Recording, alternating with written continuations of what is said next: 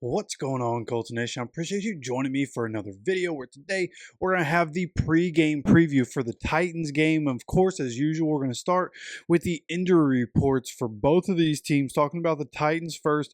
And of course, I'm pre-recording this. The Friday injury report not out yet at the time I'm recording this. Going to be working all day at the day job, so I had to record this a little early. But from what we're looking at Thursday, okay, the did not practice guys from the Titans: Tyler Boyd, Nick Folk, Luke Gifford, Kenneth Murray, Tony Pollard, Otis Reese, and Nick Westbrook-Akina. And there's some important names on that list, right? Tyler Boyd, Nick Folk, I mean, all these guys, Luke Gifford, Kenneth Murray, Tony Pollard, Nick Westbrook-Akina, all these guys important to the football team and what the Titans are trying to do.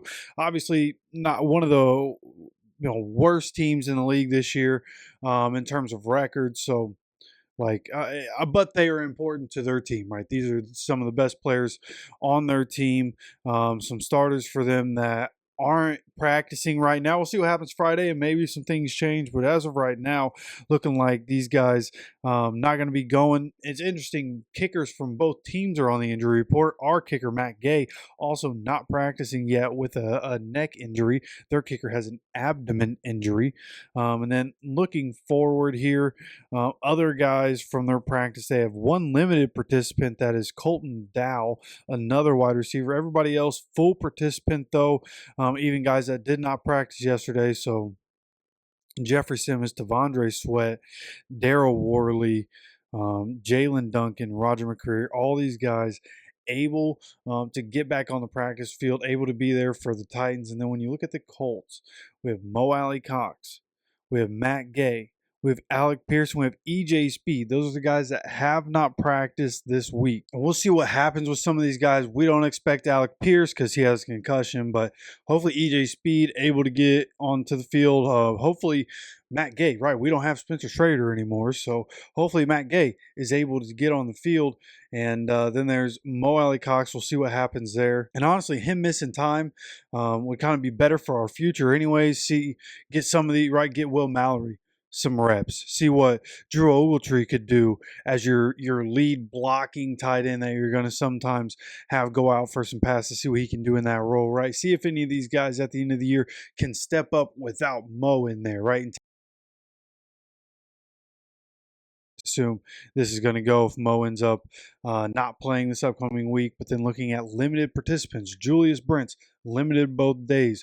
Coming back, his practice window has opened. He's still on the IR, as is Ryan Kelly, and as is Jalen Carley's. And both those guys full participants both days at practice. So I feel like this is going to be the week where we see both of them able to get back on the field, and that's going to help us at least getting Carley's out there. Ryan Kelly coming back, right? Danny Pinter has filled in, hasn't been perfect, but has been all right. Of course, Tanner Bortolini has been good when he's been in there. And it was interesting they chose Danny Pinter to get some reps instead of Tanner Bortolini. Seems like, hey, maybe we're doing Danny Pinter a favor with the way our season's going. A guy that very likely not going to end up getting re-signed here. So maybe he ends somewhere else, or hey, maybe we do end up bringing back Danny Pinter, since Ryan Kelly likely is going to be going somewhere else, whether he finishes here and decides to retire, or whether he decides to go somewhere else and try to ring chase teams that need a center going into next season. We'll see what happens there. But for the time being, should be getting Ryan Kelly back, as well as Jalen Carley's, and then Ashton Doolin. Again, limited participant still. Leatu Latu was a full participant after not practicing on Wednesday. Taekwon Lewis, full participant after not practicing Wednesday, just kind of the normal routine at this point. So that's what we're looking like in terms of injuries so far. Just kind of what we expected. A lot of the guys we're getting back, kind of what we expected. Really, the up in the air thing here is going to be EJ Speed. He had 12 tackles against Denver. Obviously, having one of the better years of his career. He's not perfect, but he's been pretty good for us this year. At least able to be around the ball a lot, getting a lot of tackles. Just like a lot of players on the team, getting a lot of tackles because they're playing a lot on that defensive side. But looks like EJ Speed may end up missing a week. But as we go into this Titans game, like, what do I expect? there's really not a whole lot to this conversation, to be honest with you. Like, we haven't been fantastic this year, but we're going back home. Finally, we've had a lot of games on the road recently. Anthony and this offense has a chance to go back home, get a little juice behind him. Jonathan Taylor has a chance to come into this game against the Titans, a division opponent that's been tough for us over the years. And this is our time where we're just a better football team than them. They are turning to Mason Rudolph, though, which makes this a little tougher, right? With Mason Rudolph, they're definitely a better football team than they are with Will Levis. So going into it, it'll be interesting to see exactly how we react to that. Now, Mason Rudolph isn't one of the best quarterbacks in the NFL. I'm not going to make it sound like that either. They are better passing the ball with Mason Rudolph.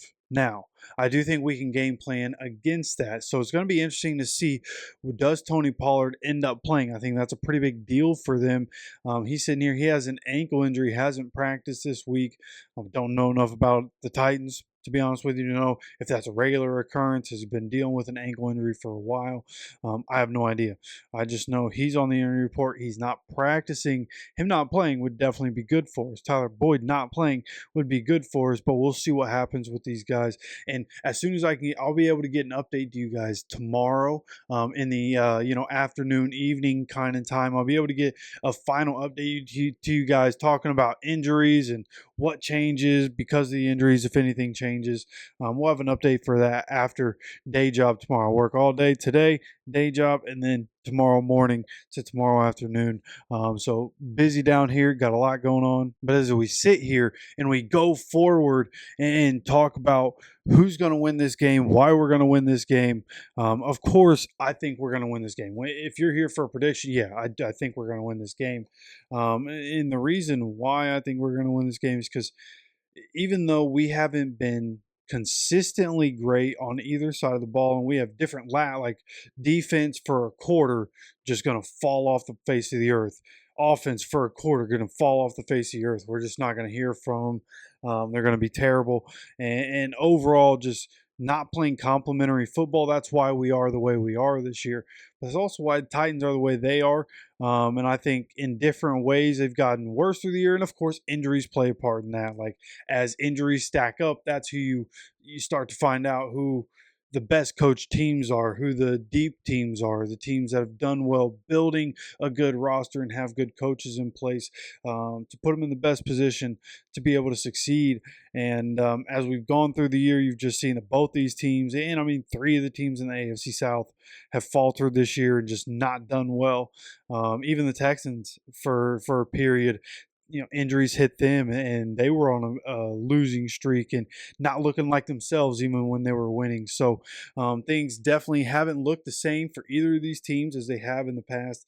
This matchup, not with the luster that it has in the past, but I think you're going to see a lot of the formula that you've seen in the past, run heavy from both teams as much as possible. And again, with Mason Rudolph, maybe that changes for the Titans here. And of course, with Callahan instead being the head coach instead of Vrabel, it's a different offensive philosophy, which is why I think, now they have Mason Rudolph, and I think he works better for what they are now, right? Will Levis worked better for what the Titans were last season. So going forward in this game, maybe we see, Mason Rudolph throws the ball 35, 40 times, and that's probably going to be the game, especially if Tony Pollard's out. That's probably going to be the game plan for him, and we're going to have to game plan accordingly. We can't just let him dink and dunk all the way down the field, screen games and slants, and we're just playing off coverage and just letting it happen. If they want to do it, we got to attack.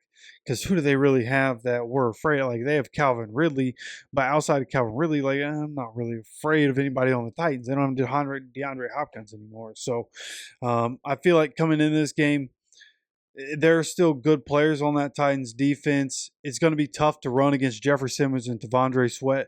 We're going to have to worry about their pass rush, right? Anthony, since coming back week 11, Anthony is the most pressured quarterback in the NFL. So I think it's going to be much of the same. I think Anthony's going to be running around, but I do think we have a chance to be better up front. It's just going to be tough in the middle, really tough in the middle, even with Quentin Nelson, right? Jeffrey Simmons against Quentin Nelson all-star matchup. But Jeffrey Simmons is going to win some of those matchups. And when it does, it's not going to look good for Q, right? Jeffrey Simmons is a different type of player.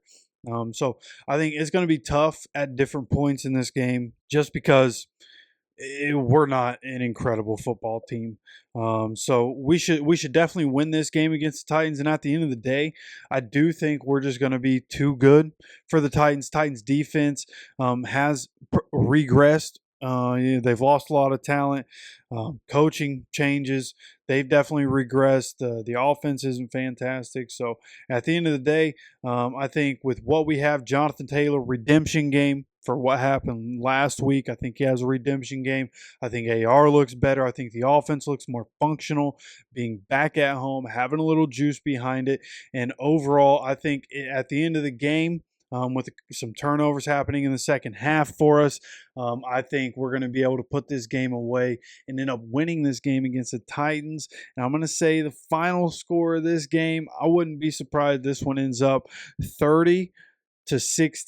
That seems like a reasonable, like at some point we're going to start letting at some point Titans going to drive down the field, but I do think we can keep them out of the end zone for the most part. But I do think at some point they'll get in the end zone. Just the way things are between special teams, offense, turning the ball over, some way somehow they'll get a touchdown. 16 and 30-16, win by 2 scores. I think that's appropriate for the team that we're playing. We're just a better football team than the Titans, and we got to bounce back and show it, right? After what happened last week in the second half, after the JT fumble, right? We dominated the game up to the JT fumble, and it all fell apart. And so you got to come out, just got to show a little bit of something, or hey, maybe we come out and we're just flat, come out flat at home, no life left, and we are going to come out and finish with 6 wins or 7 wins this season instead of winning these last 3 games. So, but I'm predicting a win. That's what I think is going to happen. Of course, I'd like to know what you think is going to happen in this game. What do you think the score is going to be? You let me know down in the comments section. Of course, make sure you're subscribed with notifications on so you continue to get notified anytime we have any more content dropping on this channel. Of course, I appreciate you stopping by for another video. As always, take care of yourself, take care of each other, and go Colts.